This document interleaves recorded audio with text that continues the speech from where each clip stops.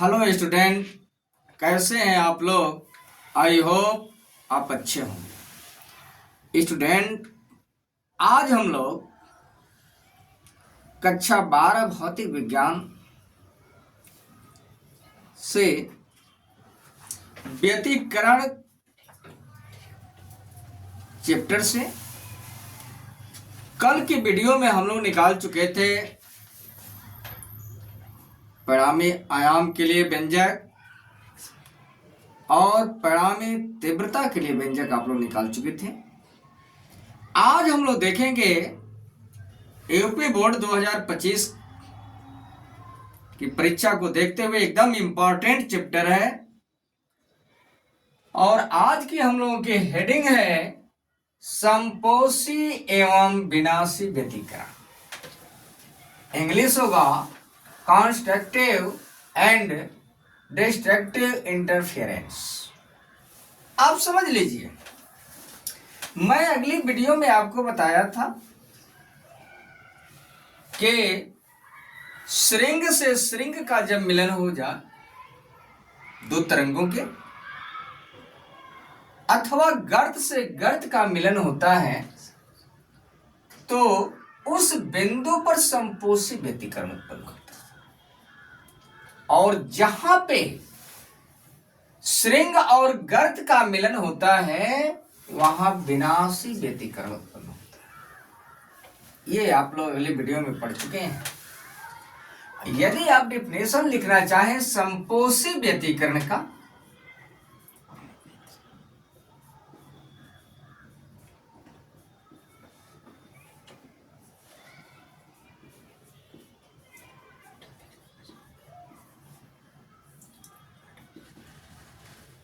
तो आप ध्यान दीजिएगा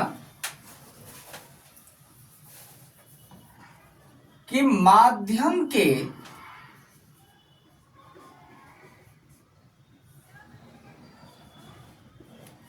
जिन बिंदुओं पर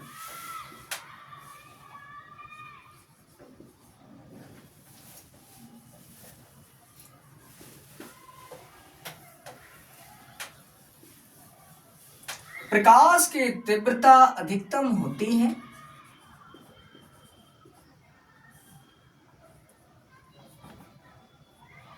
प्रकाश की तीव्रता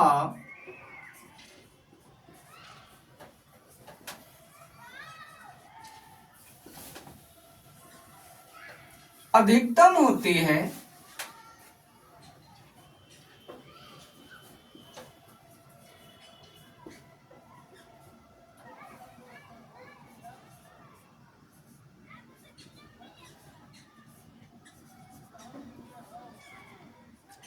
उस बिंदु पर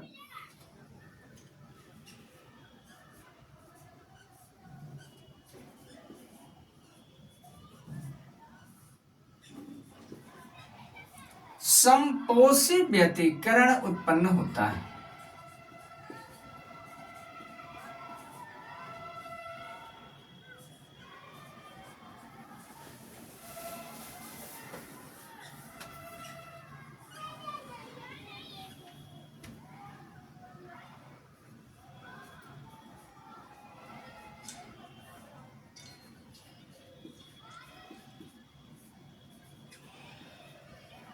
यहां तक आपको समझ में आ गया होगा कि जब दो तरंगे एक साथ एक ही दिशा में संचरित होती हैं, जिनकी आवृत्ति समान तथा आयाम लगभग समान होते हैं, और ये दोनों तरंगे माध्यम में किसी बिंदु पर जब मिलती हैं, तो वही डिफिनेशन है आपका कि माध्यम के जिन बिंदुओं पर प्रकाश की तीव्रता अधिकतम होती है उस बिंदु पर संपोषी व्यतिकरण उत्पन्न होता है। यहां तक आप लोग को समझ में आ गया होगा। और अगली वीडियो में आप लोग देखे थे कि प्रकाश की तीव्रता का जो सूत्र आप निगमन किए थे, आई बराबर, ये परिणामी तरंग की तीव्रता है, आई बराबर I1 प्लस I2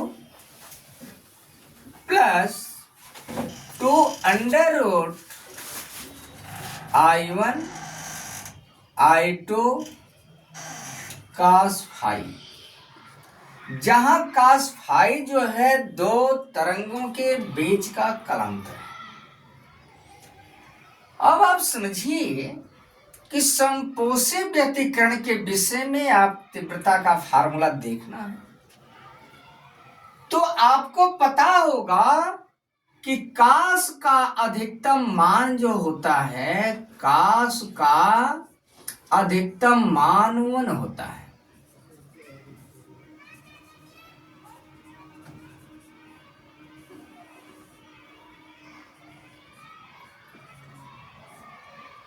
+1 होता है, ये ध्यान दीजिएगा और जानते भी हैं आप लोग।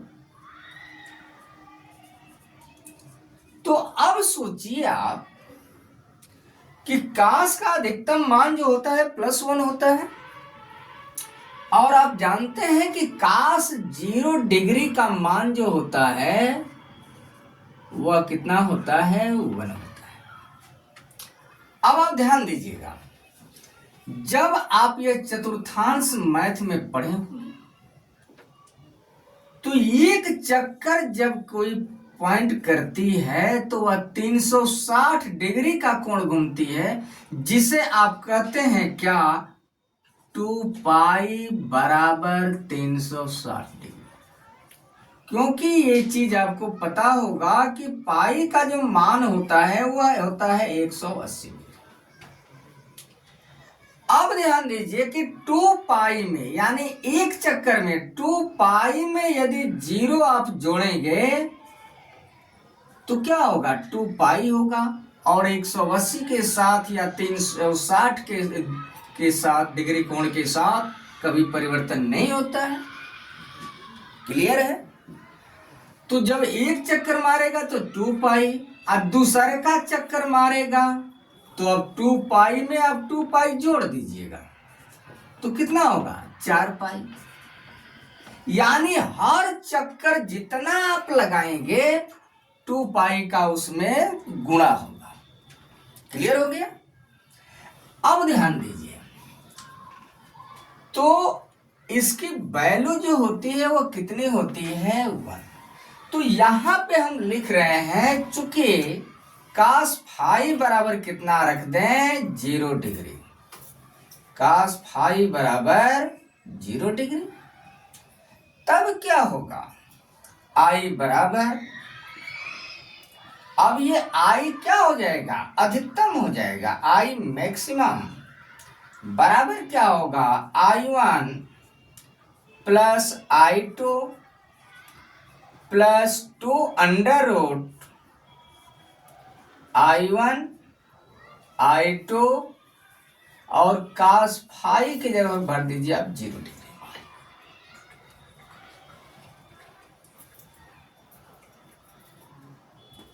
I1 plus I2 plus 2 under root I1 I2 cos 0 degree. अब जो कास 0 का मान होता है वो बता चुके हैं आपको कि 1 होता है। तो आई मैक्सिमम बराबर I1 plus I2 plus 2 under root I1 into I2, क्योंकि इसकी वैल्यू 1 होती है। यहां तक तो आपको समझ में आ गया होगा, कोई दिक्कत? अब आप समझिए, ये मिटा दे रहे हैं ऊपर से।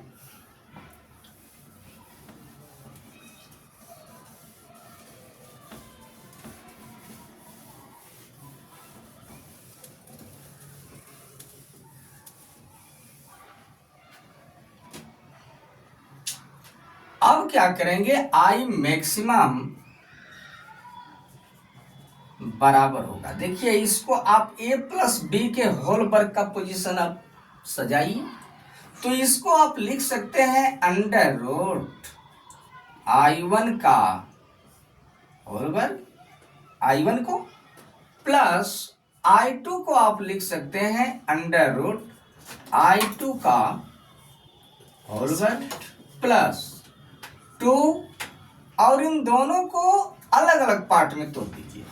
तो under root I1 I into under root I2। अब आप ध्यान दीजिए, यदि इसको आप a मानते हैं, इसको b मानते हैं, तो यह a और यह क्या होगा b। देखिए फार्मूला आपका फाइनल हो गया, a square plus b square plus 2ab, यानी यह क्या फार्मूला बन रहा है, a प्लस b का होल वर्ग। तो अब आप क्या करेंगे, इसको लिख सकते हैं, a किसके बराबर माने हैं, अंडर रूट I1 के बराबर, तो under root I1 plus under root I2 का होल वर्ग। यह तो आ गया आपका तीव्रता की केस में अधिकतम तीव्रता का फार्मूला। जब दो तरंगों की तीव्रताएं दिया हो और अधिकतम आपको परिणामी तीव्रता निकालनी हो, तो इस फार्मूले से आप निकाल लीजिएगा, कोई दिक्कत। अब इसके बाद आज आप जानते हैं कि I proportional to a square, यानी तरंगों की तीव्रता जो होती है वह आयाम के वर्ग के अनुक्रमानुपाती होती है। तो आप कर सकते हैं I प्रपोज बराबर कर सकते हैं और अनुक्रमानुपाती का चिन्ह हटाएंगे तो एक नियतांक k इंटू a स्क्वायर। तो अब क्या हो जाएगा, I1 बराबर k और a1 स्क्वायर, ये पहली तरंग का आयाम है और यह पहली तरंग की तीव्रता है। अब आप समझिएगा कि अब I2 बराबर क्या हो जाएगा, k इंटू a2 स्क्वायर, यह दूसरी तरंग का आयाम है और यह दूसरी तरंग की तीव्रता है। तो I2 बराबर आपका क्या हो गया, k इंटू a2 स्क्वायर। इसलिए I मैक्सिमम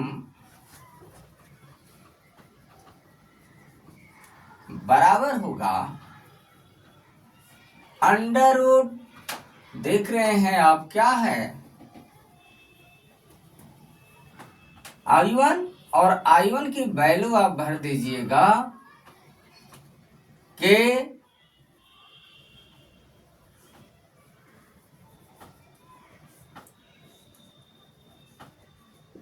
और क्या a1 स्क्वायर प्लस I2 वाली वैल्यू भरिए under root k a2 square, और दोनों का कर दीजिए होल वर्ग। अब आपका आएगा, ध्यान दीजिएगा, अंडर रूट के आप कॉमन निकाल लीजिए और इसका जब वर्गमूल निकालेंगे आप तो आएगा a1 और प्लस इसका अंडर रूट के और इसका वर्गमूल a2 और दोनों का हो जाएगा होल वर्ग। अब जब अंडर रूट के आप कॉमन निकालेंगे तो बचेगा आपका a1 प्लस a2 का होल वर्ग। और जब इसका यहाँ पे ध्यान दीजिएगा, ये दोनों का होल वर्ग है ना, तब क्या होगा, k का जब वर्ग करेंगे तो k और a1 प्लस a2 का होल वर्ग, ये आ गया आपका I मैक्सिमम फार्मूला। किस केस में, आयाम की केस में। क्लियर हो गया। और एक चीज आप जान लीजिए कि जो फाई का मान होगा समपोषी व्यतिकरण में, यह होता है 2m पाई, और जहां m की वैल्यू आप रख लीजिएगा 0, कुल मिलाकर के आप समझिए पूर्ण संख्या लिख दीजिए 1 2 3 डॉट डॉट। मैं अभी बताया था कि यहाँ पे यदि आप 0 रखेंगे तो आएगा 0, 1 रखेंगे तो 2 पाई, 2 पाई पर भी वैल्यू आपको बताए थे कि कितना होगा 360 डिग्री होगा 2 पाई का मान, और उसकी वैल्यू निकालेंगे तो +1 आएगा। तो ये रहा आपका जो है कि आई मैक्सिमम, मतलब समपोषी व्यतिकरण में जो तरंगे हैं उनका आयाम यदि दिया हो तो उनकी अधिकतम तीव्रता आप इस फार्मूले से ज्ञात कर लीजिएगा। इसके बाद आप ध्यान दीजिए, विनाशी व्यतिकरण का डेफिनेशन मैं बता दे रहा हूं कि माध्यम के जिन बिंदुओं पे परिणामिक तीव्रता जो होती है न्यूनतम होती है, वहां पर जो है कि विनाशी व्यतिकरण उत्पन्न होता है। या ये कह लीजिएगा कि जहां पर माध्यम के जिन बिंदुओं पर श्रृंग और गर्भ का मिलन होता है वहां पर होता है आपका विनाशी व्यतिकरण। तो ये डेफिनेशन आपको समझ में आ गया होगा।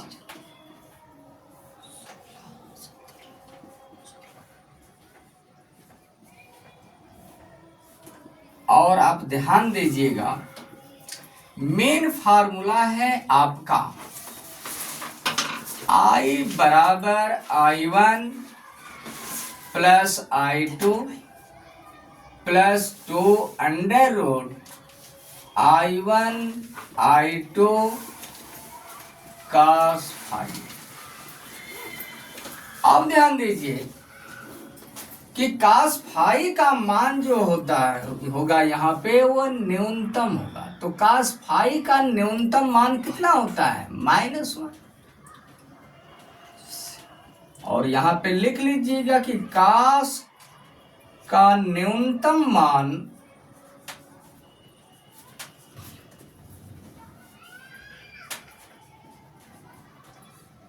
-1 होता है।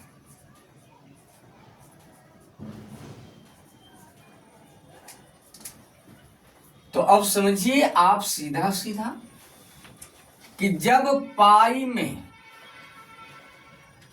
एक पॉइंट आप यहां बहुत ध्यान दीजिएगा कि जब पाई में आप किसी विषम संख्या का आप गुणा कर रहे हैं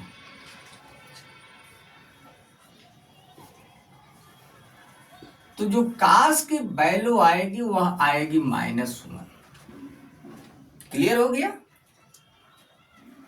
तो यहां पे आप समझ लीजिए कि तब उस केस में फाई बराबर क्या होता है 2m -1 into पाई, क्योंकि कास पाई का मान जो होता है वो -1 होता है। समझ में गया होगा। और यम बराबर यहाँ क्या लिखेंगे, प्राकृतिक संख्या से शुरुआत कर दीजिए मेरे प्यारे बच्चों। अब ध्यान दीजिए कि कास पाई का मान -1 होता है, तो 1 रखेंगे तो 2 गुणते 1 -1, तो 2 में से 1 घटा देंगे तो क्या होगा 1 बचेगा, गुणा करेंगे पाई। ये समझ में आ गया। अब आप समझिए यहाँ वैल्यू रखिए, तब इस केस में परिणामिक तीव्रता जो आएगी वो आई मिनिमम और I1 plus I2 plus 2 under root I1 into I2 और कास यहाँ पे लिख दीजिए पाई। तब होगा आपका I1 plus I2 plus 2 under root I1 into I2 और कास पाई का मान अभी मैं बताया हूं -1। ध्यान दीजिए। अब इसको आप लिख सकते हैं अंडर रूट I1 का होल वर्ग प्लस अंडर रूट I2 का होल वर्ग, माइनस का प्लस में गुणा करेंगे तो माइनस आएगा, और 2 under root I1 into under root I2। अब ध्यान दीजिए ठीक पहली पॉइंट से, ये A, यह B, यह A और यह B। मान लीजिए अब होगा क्या, A square plus B square minus 2ab। अब फार्मूला आपको समझ में आ गया होगा कि यह a माइनस बी का होल वर्ग का फार्मूला है। तो आई मिनिमम बराबर होगा आपका under root I1 minus under root I2 का होल वर्ग। ये परिणामी तीव्रता का फार्मूला है जब दो तरंगों की तीव्रता दिया। क्लियर हो गया? इसके बाद आप ध्यान दीजिएगा, अभी मैं बताया हूं कि तीव्रता जो होती है तरंगों की वो आयाम के वर्ग के अनुक्रमानुपाती होती है।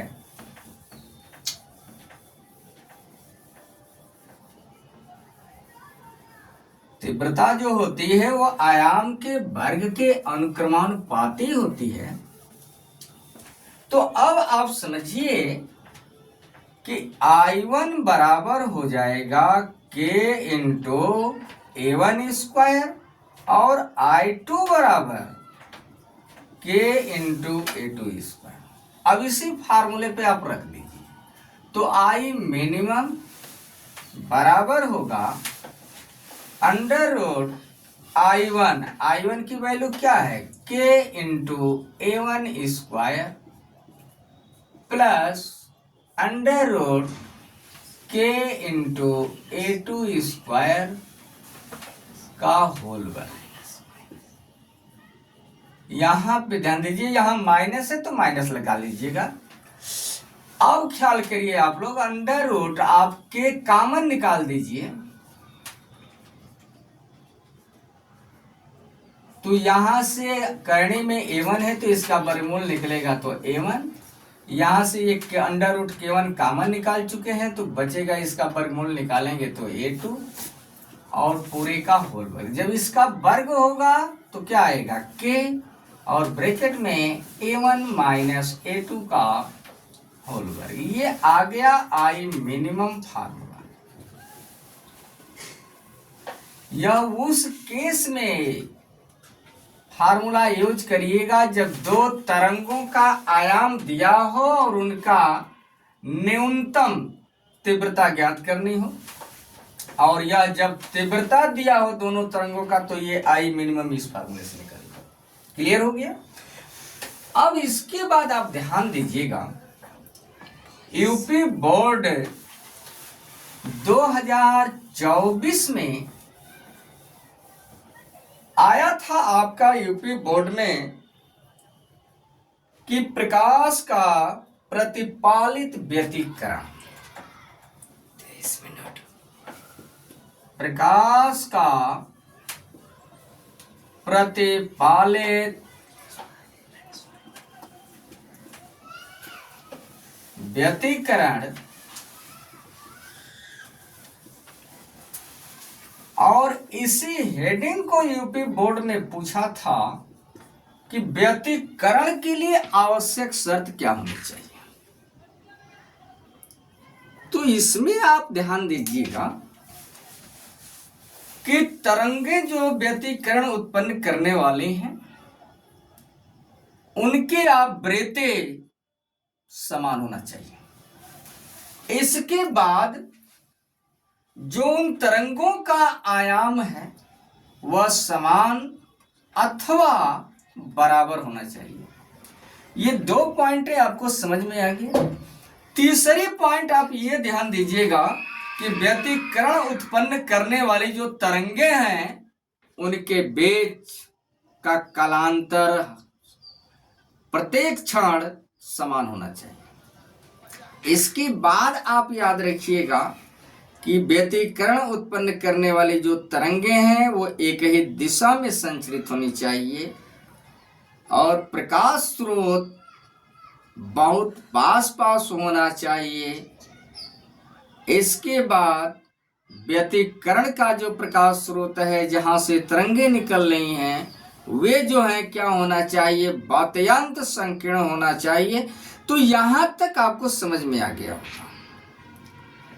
कि आवश्यक शर्त क्या है? आवृत्ति समान होना चाहिए, आयाम लगभग समान होना चाहिए, तरंगे एक ही दिशा में संचरित होनी चाहिए, तरंग प्रकाश स्रोत पास पास होना चाहिए। ये सारी कंडीशन आपको समझ में आ गया होगा। धन्यवाद स्टूडेंट। इसके बाद हम लोग अगली वीडियो में मिलेंगे। यदि आप चैनल पर नए हैं तो चैनल को सब्सक्राइब करिए, लाइक करिए और कमेंट में आप लोग बताइएगा यह वीडियो आपके लिए कैसा रहा।